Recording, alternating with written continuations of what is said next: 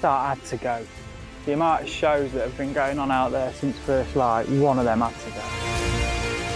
But you can probably tell from the smile on my face, I'm absolutely blown away by the one that's in the net. Come on, let's have a look at you. Let's have a look. Yes! 13 bites, 11 landed. I think it's 5 over 30 pound in just over 36 hours. This one came on the middle rod, so the open water spots have kicked into gear. But wait till you see what I've got to show you after this one, because sessions like this really don't happen that often. Pretty sure that's free scales, mate. I'm pretty sure I'm finishing on a 40 pound fish. Head's gone. Head's gone. Head as well, and truly, yeah, that's free scales, isn't it?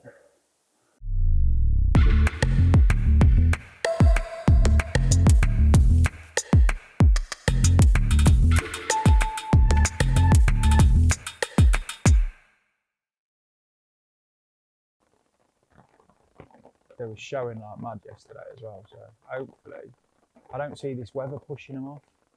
There's no significant change in the wind, is there? So it's still south-southwesterly, so they're still sat down here because they want to be sat down here, so we shall see.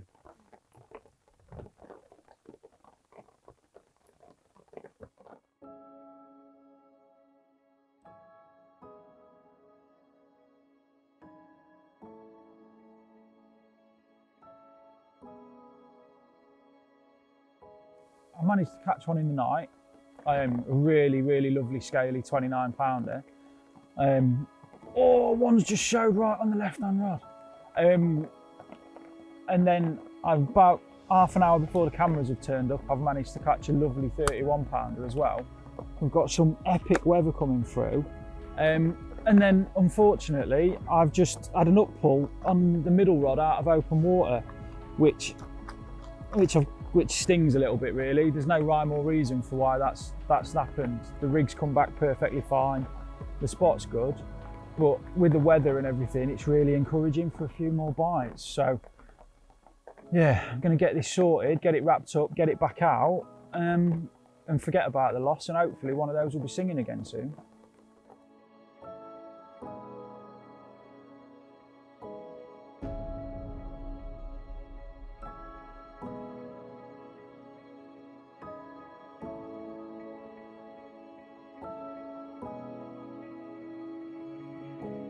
Definitely a change, mate. It's not just a bit of rain, this, is it? It's definitely cooler, isn't it?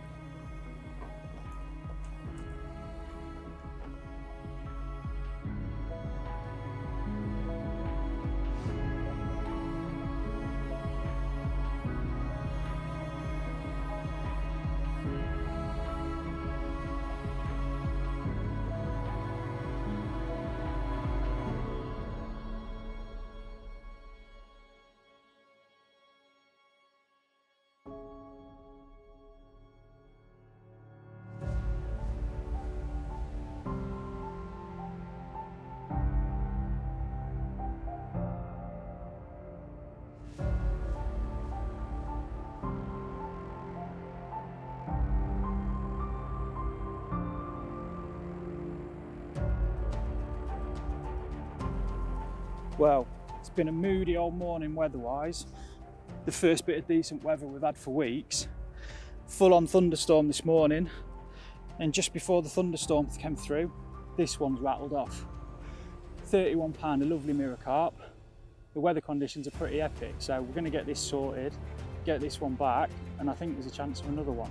So I want to make the most of it.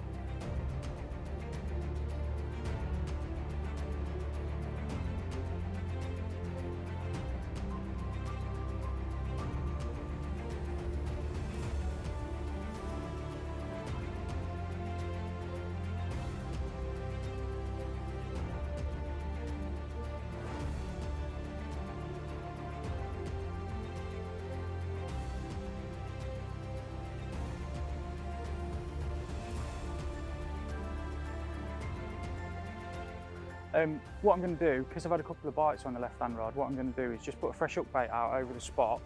The second rechuck after the second bite from over there wasn't as accurate as I'd have liked.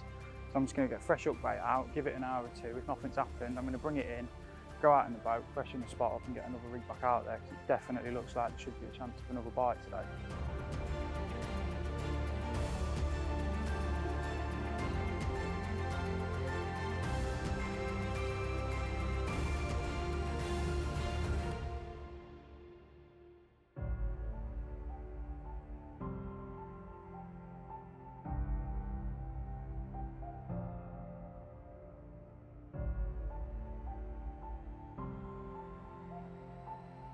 So it's been a bit of a chaotic morning really with the weather. That thunderstorm that came through and then a couple of bites, obviously only landed one unfortunately.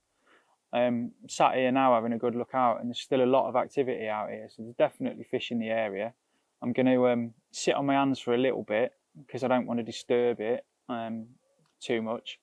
Like I say, there's definitely fish here, so I'll probably give it another hour or so, see if anything happens on the rods, and then if not, I'll look to freshen the spots up and try and encourage some activity and try and encourage some more action.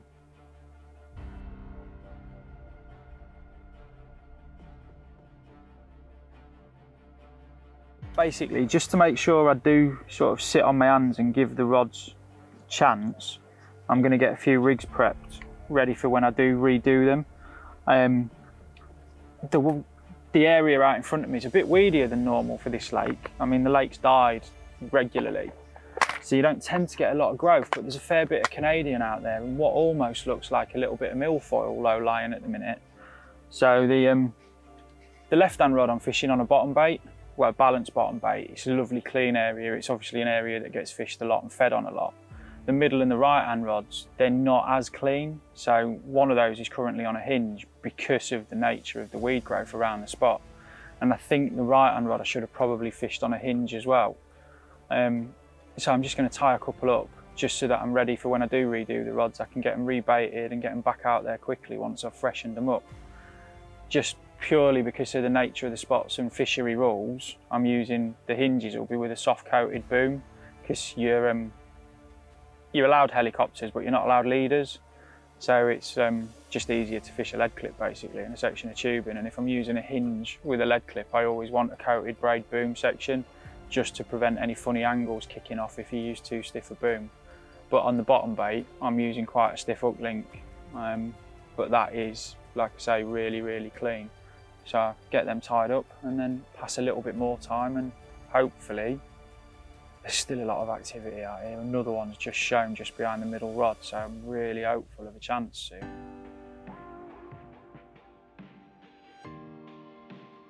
Why have I not fished in here before, Dan?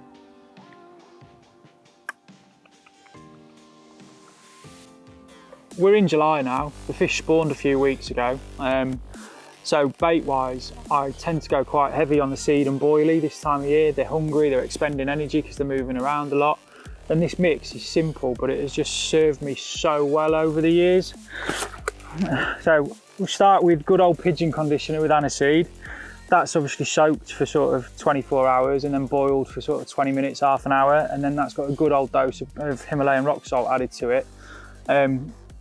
And fish just love it. There's so many different sizes, seeds, pulses in there. It just gets them preoccupied and keeps them visiting the spot. So I always start with a couple of scoops of the seed mix.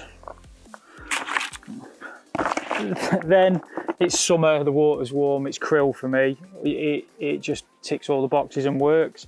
This is normal krill, to which I've added the new, one of the new liquids from Sticky, and my usual sort of powders and rock salt. So there's green lip mussel powder, krill powder and rock salt in there as well.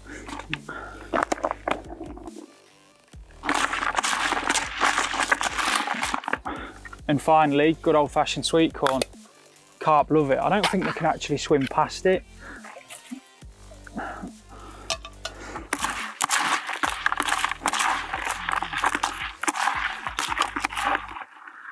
So that gives me a mix of different sized boilies, sweet corn, different sized seeds, keeps fish grubbing around on the spot, and ultimately when the fish feed on that it actually helps clear the spots as well, so it makes your presentation better. The more you're baiting spots regularly, the better that presentation will become for you and the more often the fish will visit it.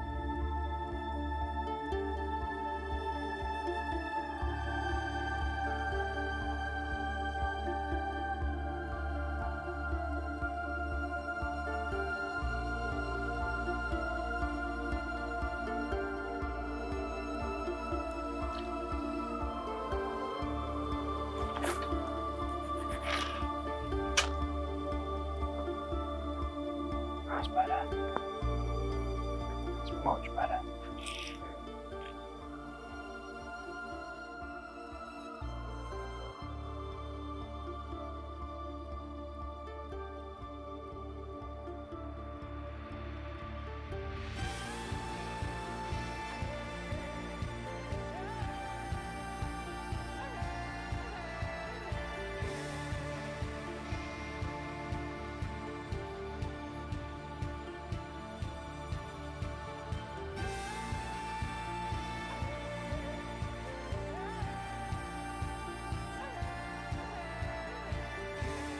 So the morning period's been and gone now. I left the rods for that little bit longer, hoping to get an extra bite, but nothing's materialised. So I'm redoing the rods, fresh hook baits are about to go on. I've been out and baited up, I popped the marker floats out. One of the spots is visible because of a buoy on a rope, which sort of marks off an out of bounds area. The other two are separate spots, so I popped a float on each and I've been out in the boat and baited all 3 areas in one go to reduce the risk of disturbing the fish. There is fish the other side of the rope as well. I've actually seen a group of about 6. So get these rods done, fresh baits back on. I'm going to change the right hand rod from a bottom bait to a hinge because it's just a little bit too dirty out there, I think. So we're going to get them out and see what the afternoon brings.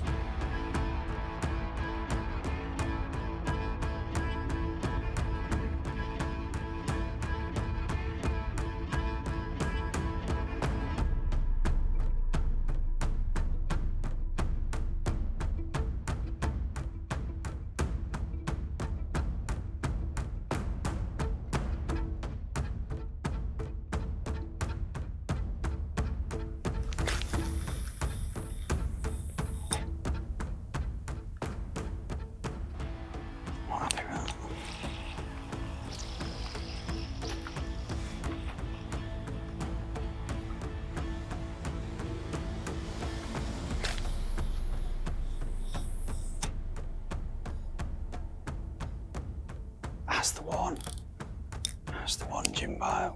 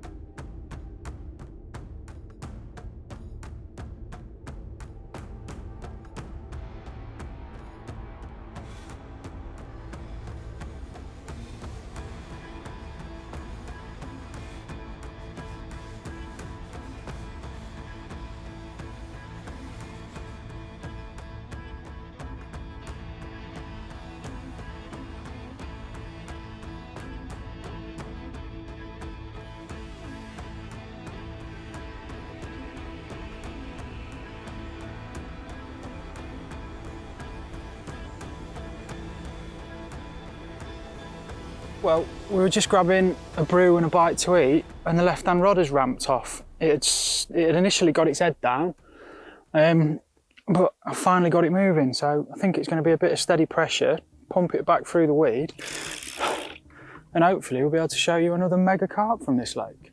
Oh, come on. Yeah, that's on. Sorry, mate, can I?